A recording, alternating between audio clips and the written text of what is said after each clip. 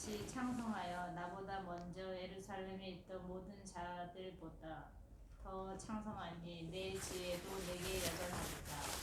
무엇이든지 내 눈이 원하는 것을 내가 금하지 아니하며 무엇이든지 내 마음이 즐거워하는 것을 내가 막지 아니하였으니 이는 나의 모든 수고를 내 마음이 기뻐하였음이라. 이것이 나의 모든 수고로 말미암아 얻은 몫이로다. 그 후에 내가 생각해 본즉 내 손으로 한 모든 일과 내가 수고한 모든 것이 다 헛되어 바람을 잡는 것이며 해 아래에서 무익한 것이로다. 아멘. 같이 합시다. 일단 그 솔로몬의 고백을 봤을 때는 전도자의 고백이죠. 그러니까 솔로몬은 그 마음에 원하는 걸 다 해봤다 그러거든. 그러니까 마음에 원하는 것을 다 성취한 사람이에요. 대단한 사람이죠. 우리는 마음에 원함이 있어도 능력이 없거나 뭐가 없거나 안 되거든. 대부분 좌절이 많은데 참 솔로몬 같은 경우에는 뜻하는 걸 다 이뤄본 사람이라는 거지. 대부분 사람의 인생은 이제 뜻하는 걸 이루지 못한 것에 대한 한탄이 남아요. 아쉬움이 남고. 그렇게 인생이 흘러가거든. 근데 솔로몬의 경우에는 다 이루었다고. 근데 다 이뤄본 사람의 고백이, 끝에 고백이 뭐야? 11절에 보면. 끝에 고백이, 그것도 무익하다, 헛되다, 그러거든. 그러니까 우리는 안나푸르나 등정해 본 사람, 그 사람은 좋겠다. 가봤으니까. 근데 안나푸르나를 올라갔던 사람의 고백도 가만히 볼 거 없더라. 이렇게 되면 아직 안 올라가 봤는데 가고 싶은 사람 입장에서는 진짜 볼 거 없을까라고 생각할 수도 있거든. 그러니까 이제 안나푸르나를 갔다가 내려온 사람이 야 가더니 볼 거 없어 이렇게 말할 때 거기를 희망하는 사람들, 가보고 싶은 사람 입장에서는 어때요? 한번 또 가보고 싶은 거야 아마. 마찬가지죠. 전도자가 솔로몬이 지금 솔로몬은 원하는 걸 다 해봤다. 해봤는데 볼 거 없더라. 이 말이거든 지금. 근데 우리 입장에서 어때요? 지금 전도자의 말을 들으면서 진짜 부럽다. 지는 다 해봤잖아. 해봤으면서 그러지만 우리는 다 안 해봤는데. 지는 왕도 해봤고 뭐 여자들도 1,000명 거느려봤고 다 해봤는데 우리는 못 해봤단 말이지. 솔로몬 같은 입장에 자기는 뭐 초목부터 수목 다 논해봤고 시편 잠언 다 썼잖아요, 그 사람이. 우리는 책 한 권 평생 못 내봤는데 지금 나이 먹도록. 근데 자기는 책도 많이 내보고 그렇게 대단한 지혜를 누려본 사람인데 한다는 말이 헛되다, 무익하다 그런단 말이지. 그래서 우리 입장에서는 항상 못 해본 게 한되는 사람 입장에서는 계속 솔로몬처럼 돼보고 싶은 거고 대부분 된 사람 입장에서는 별거 없더라 그러고 뭐 누구 말이 맞는 거예요. 그래서 이제 이 전도자의 고백을 우리가 이제 예수의 십자가의 복음의 관점으로 다시 봐야 된다는 필요가 있는 거예요. 그렇지 않다면 솔로몬의 그 모든 고백을 듣고 나서 우리가 흘려버려. 여전히 또 그걸 추구할 수가 있거든. 근데 솔로몬은 뭐에 근거해서 본인이 성취하고 이룬 모든 것을 의미 없다고 말할 수 있는가? 목사 입장에서는 어때요? 뭐 큰 교회 해보고 싶고, 뭐 교회 많이 갖고 싶고, 뭐 그런 갈 수가 있거든. 솔로몬 입장에서는 헛되다는 거지, 헛되다. 생각할 때는 본인은 해보고 나서 이렇게 말하는데 우리 한번 해보고 싶다. 우리도 돈 좀 많이 벌어고 나서 야, 돈 벌 거 없어라 이 말하고 싶은데 돈에 함에 친 사람 입장에서 돈 벌 거 없다 이게 말할 수 없잖아요. 그러니까 돈을 좀 잔뜩 벌어보고 돈을 정말 잔뜩 벌어본 사람이 별 거 없어. 그렇게 난 말하고 싶다. 이런 희망이 있잖아요. 근데 이것을 이제 복음의 관점에서 보게 되면 그걸 이제 이해할 수 있어요. 이해한다는 말은 이제 어떤 말인가 하면 그러니까 십자가의 복음의 능력이 우리 가운데 덮쳐올 때 그때 이해가 되는 거예요, 그냥. 그러니까 예수는 믿게 되는 거고 말씀도 믿게 되는 거고 전도자의 그 모든 말도 그냥 공감하게 되는 거지. 전도자가 이게 무슨 말일까? 길은 다 해봤으면서 지금 무익하다? 이게 무슨 얘기야? 라고 이제 이해하려고 달라들게 되면 전도자가 걸었던 길을 우리는 모르기 때문에 정확하게 그의 누림을 모르기 때문에 그 이해할 수 없어요. 다만 이제 거꾸로 이제 전도자가 헛되고 무익하다라고 말하는 그 시점, 전도자가 이루었던 성취했던 그 모든 것이 헛되다라고 말하는 그 완성의 시점에서 봐야 돼요. 그러니까 안나푸르나를 지금 밑에서 이렇게 올라보면서 위에 뭐가 있을까 이래 바라는 사람 입장에서는 몰라 아무도 안 보이. 근데 안나푸르나를 위에서 올라가서 같이 보게 되면 진짜 별거 없거든. 말하자면 그런 관점이죠. 전도자가 도달했던 그 마지막 지점. 그러니까 전도자가 도달했던 그 마지막 지점이 어디냐 이게 중요한 거란 말이지. 그러니까 성령은 우리를 데리고 전도자가 갔던 그 도달 지점으로 우리가 데리고 가요. 그게 이제 성경에서 말하는 것처럼 예를 들면 사도 요한에게 올라오라라고 말하면서 올라가거든. 계시의 세계로. 삼층천을 보고 온 바울 같은 경우도 주님께서 보여주시거든. 이게 계시의 세계인데, 그러니까 에스겔의 머리털을 잡고 끌어올렸던 그 여호와의 영처럼 성도는 성령에 의해서 모든 것이 완료된 그 완료의 지점으로 가요. 그게 이제 말하자면 그게 십자가의 지점이에요. 십자가의 지점. 그러니까 예수님의 십자가를 이해 못하면, 이해 못하면 예수의 십자가의 지점으로 끌려가서 그 십자가의 지점에서 다시 모든 걸 보지 못하면 우리는 계속 그 미완의 욕망에 붙들려서 인생 살아가는 거지. 뭐가 있을 거야라고. 예전에 그 꽃들에게 희망이라는 책이 있거든. 꽃들에게 희망을. 애벌레들이 막 기어간다고 이렇게 뭐가 있나 싶어서 볼 것도 없는데 그런 것처럼 예수님의 십자가의 그 지점, 십자가의 지점이 모든 걸 성취하는 지점인데 아버지의 모든 말씀을 성취하는 그 마지막 지점에서 그 지점에 우리가 가야만 거기서 이제 역으로 소급해서 모든 걸 쫙 볼 수 있다는 거죠. 그러니까 이거는 뭐 경험상으로 우리가 우리의 경험을 쌓고 쌓아가는 지점이 아니고 계시에 의해서 완료의 지점에서 다시 인생을 돌아보게 되는 거죠. 그 점이 다른 지점이에요. 그 점이 다른 거예요. 모든 종교나 인간의 모든 삶은 이게 어제의 내가 오늘의 내가 되고 오늘의 내가 쌓고 쌓아서 내일 내가 된다고 생각하거든.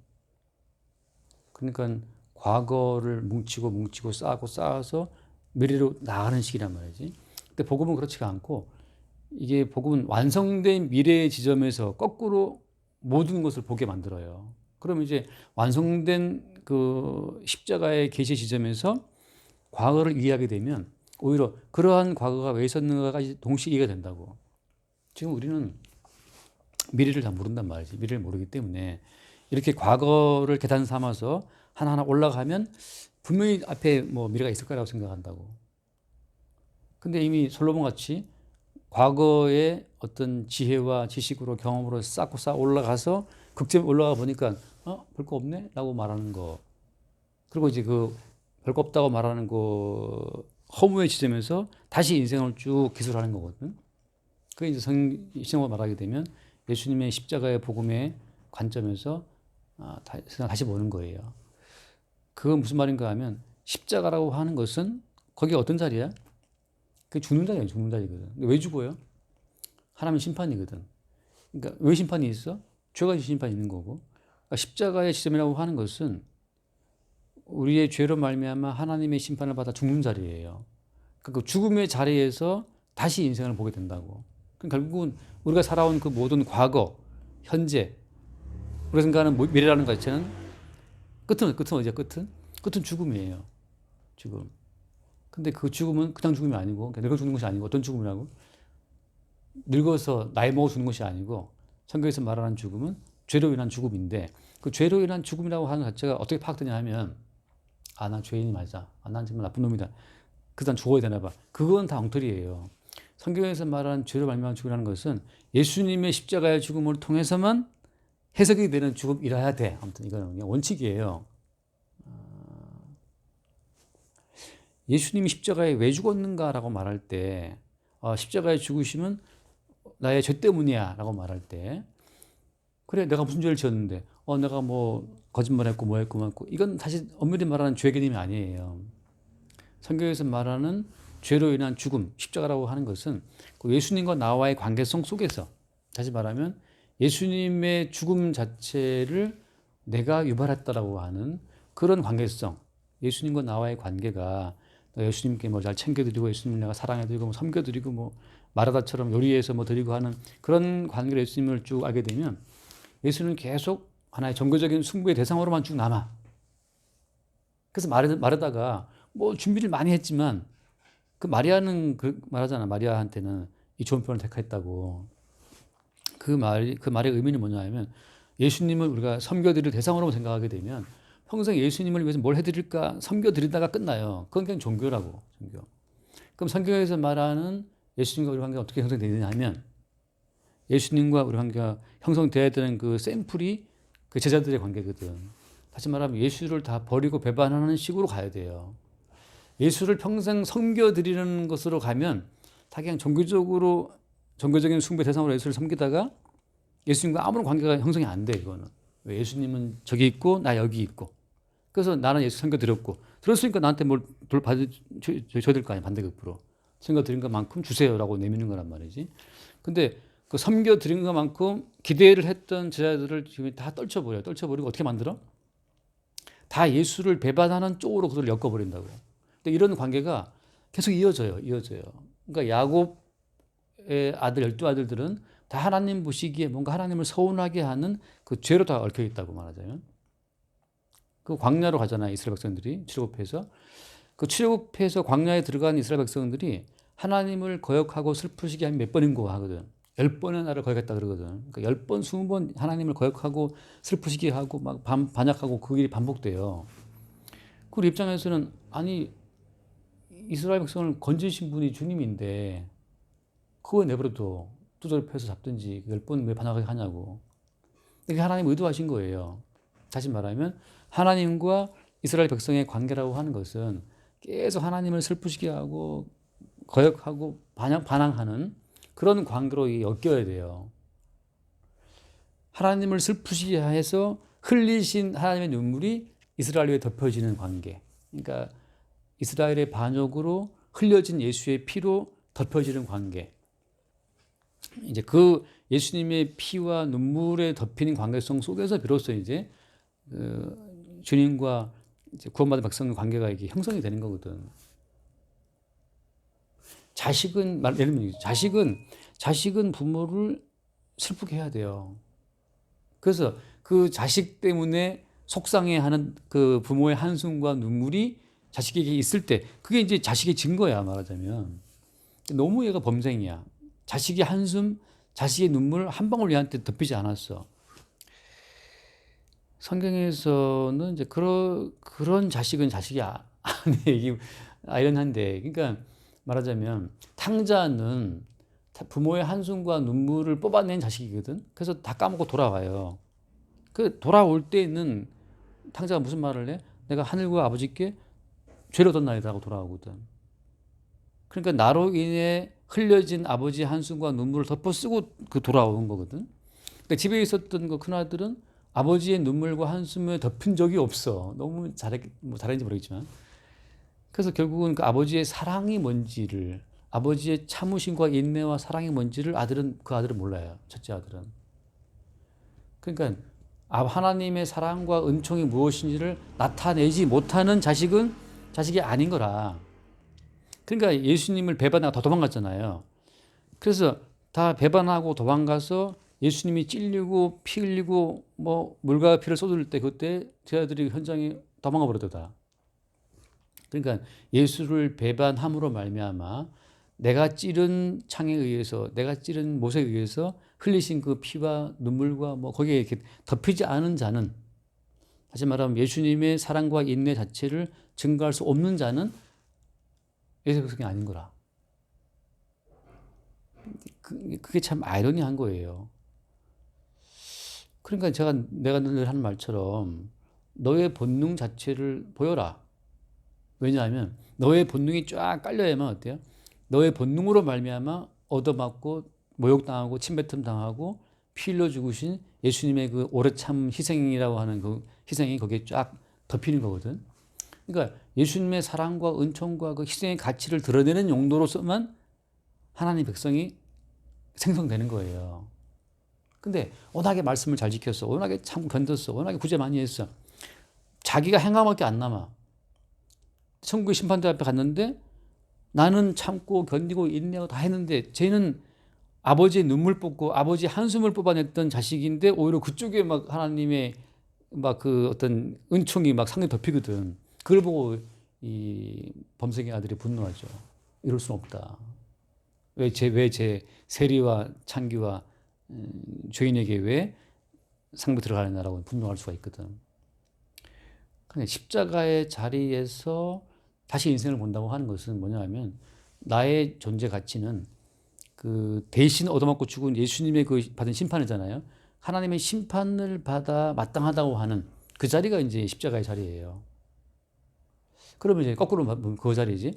하나님의 심판을 받아서 모든 것을 이루다 마땅한 자인데 왜들인지 솔로몬이 다 누린 거야, 모든 것을. 그러면 십자가의 자리에서 돌아보니까 솔로몬이 누렸던 그 모든 누림이라고 하는 것은 내가 잘했기 때문에 누린 거였어요? 그게 아니었던 거예요. 십자가에서 완성된 완성의 가치로 말미암아 그동안 누려왔다고 하는 것을 뒤늦게 솔로몬이 안 거야. 그래서 내 힘과 내 수고로 누려왔던 모든 것들은 무익하고 헛되구나 사실을 아는 거죠. 그러니까 지금 예컨대 지금 살아간다. 내가 예컨대 뭐 사업을 해 돈 좀 벌었단 말이지. 내가 예컨대 애를 안 버리고 내가 지금 잘 키워왔단 말이지. 십자가 앞에 보고 하니 십자가 앞에서 나를 바라보니까 내가 참고 내가 뭐 아껴 가지고서 자식을 키웠다 생각했더니만 그게 아니었던 거죠. 그래서 이렇게 내가 자식을 위해서 헌신하고 참고 돈 저축해 갖고 아이를 대학 보내고 뭐 살아왔는데 돌아보니까 이것이 헛되고 무익하다. 그 말은 뭐냐면 내 수고로 만들어진 것은 다 헛되고 무익한 것이었다. 사실 알고 보니까 십자가에 지고신 예수의 은혜가 내 딸을 키워왔더라 이거거든요. 그러니까 내가 쌓아왔던 내가 과거로부터 나의 어제는 슬프고 괴로웠고 있지만 내 노력으로 내 딸을 내가 훌륭히 키워서 대학 보내고 어쩌고 이 모든 것 자체가 다 십자가 앞에서 보니까 이게 오히려 죄였어. 이게 무익한 거였어. 헛된 거였어요. 그러니까 나로 인해 쌓아온 모든 어떤 그 황금탑이 다 무너지고 나서 지금 현재 있는 이것은 십자가에 죽으신 예수의 은총으로 사실은 만들어진 산물이었다고 하는 것을 뒤늦게 아는 거죠. 그래서 나의 공로는 다 빠져버리고 십자가에서 이루신 예수님의 공로로 형성된 것으로 내 과거가 등장하는 거라. 그러면 이제 주의 십자가에 의해서 지금까지 나는 딸을 위해서 이렇게 살아왔던 거였고 내 딸이 커왔던 것이었고 이제 모든 것이 다 바뀌는 거예요. 내가 한 건 다 헛되고 무익한 다 돌아가 버리고 주님 제가 지금까지 제가 까불었습니다. 내가 오해했습니다. 내 능력과 내 참음과 내 어떤 이 얄팍한 지혜로 인생을 만들었다 생각했는데 사실 이것은 헛된 거였습니다. 하고 이제 거꾸로 보게 되는 거죠. 그거를 이제 그러한 고백을 전도자가 하고 있다는 거예요. 말하자면. 근데 지금 우리는 이걸 보면서 왜 이 사람은 이렇게 지가 해놓고 나서 지금 다 해놓고 와서 끝하는 말이 헛되고 무익하다. 왜 이런 말을 하지? 근거가 뭐지?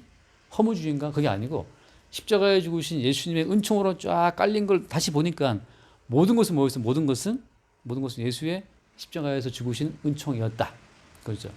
내가 한 건 다 헛된 것이었구나를 아는 거예요.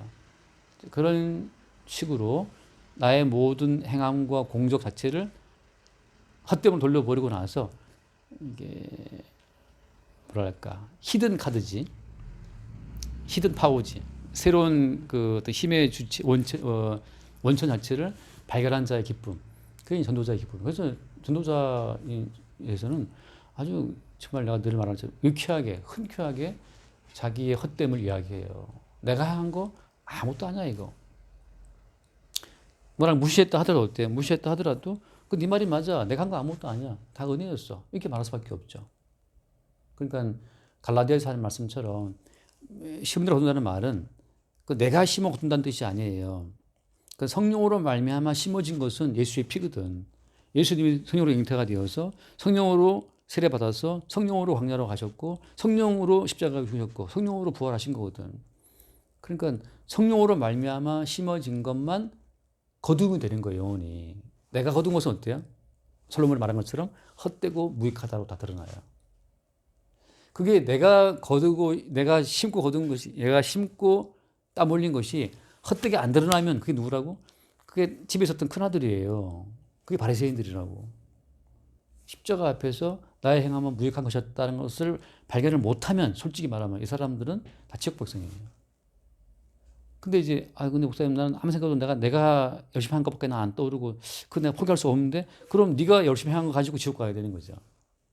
바리새인들은 결단코 자기가 행한 것을 자기가 일회에 2번 금식하고 구제하고 십일조한 것을 그 가치를 포기 못했기 때문에 지옥 가는 거예요.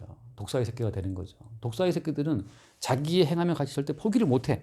근데 주의 백성은 솔로몬처럼 헛되고 무익하다 이게 나와요. 내가 다 해봤는데 헛된 거였어.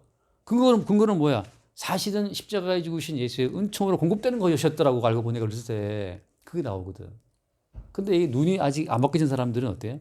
계속 내가 한 거밖에 기억이 안 나고 내가 한 거밖에 생각이 안 나는데 아마도 내가 한 것밖에 없어. 그러면 그 사람은 이제 아주 눈이 안 열린 사람이죠. 그러니까 본인이 향한 것을 가지고 지옥 가는 거예요.